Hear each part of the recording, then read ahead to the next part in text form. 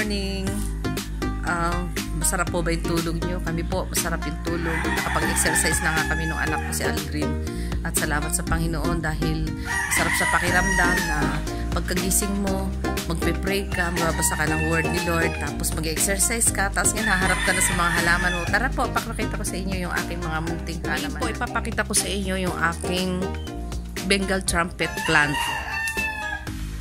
Actually po, hiningi ko lang po yung cuttings niya sa aking kaibigan at ayan na siya. Ang bilis lang po niya patubuin. Cuttings lang na 4. Tanim lang yun ng maayos. Huwag na pong galaw-galawin. Ayan na po ang kalalabasan. Pero matagal na po ito mula po nung nag-lockdown. Siya ay gumapang na dito sa net. May net po. Ayan. At napakaganda po ng tingnan. Kaganda po ng mga flowers niya. Kulay violet, parang violet na parang blue. Ayan po yung kanyang puno. Ayan, dumami na po. Pag minsan po, binabawasan ko siya ng mga tuyong dahon, mga tuyong sanga dahil hindi na rin magandang tingnan pagka masyado ng crowded. Ayan po. Ito po isang nakakapagpasaya po ng aming araw-araw na paggagarden. Napakaganda na kanyang bulaklak. At walang panahon na pagbubulaklak niya, kaibigan. Siya po ay nagbubulaklak halos sa linggo-linggo, araw-araw. Ayan siya. Kikita mo. Tapos pag tuyo na yung kanyang dahon, at saka kanyang bulaklak, ayan na po. Wawalisin na namin yan mamaya.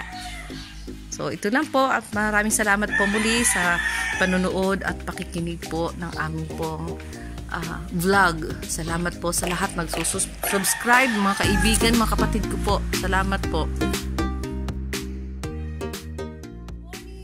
Hallelujah. This is the day that the Lord has made. I will rejoice and be glad in it. Magandang umaga po muli. Ako po ay nakapaglakad na. Nandito po kami sa tabing dagat. Tabing ilog pala. Kasama ko si Jack. Ayan ang aking camera woman. Camera girl.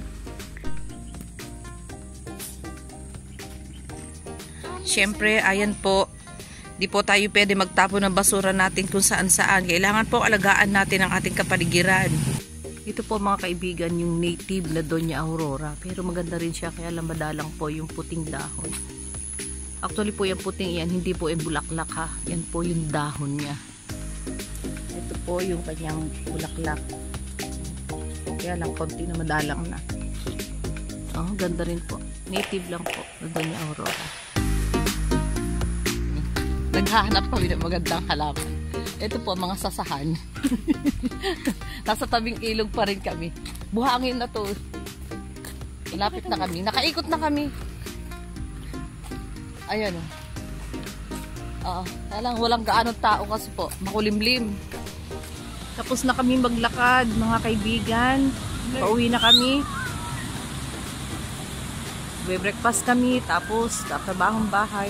Maghahalaman ulit. See you!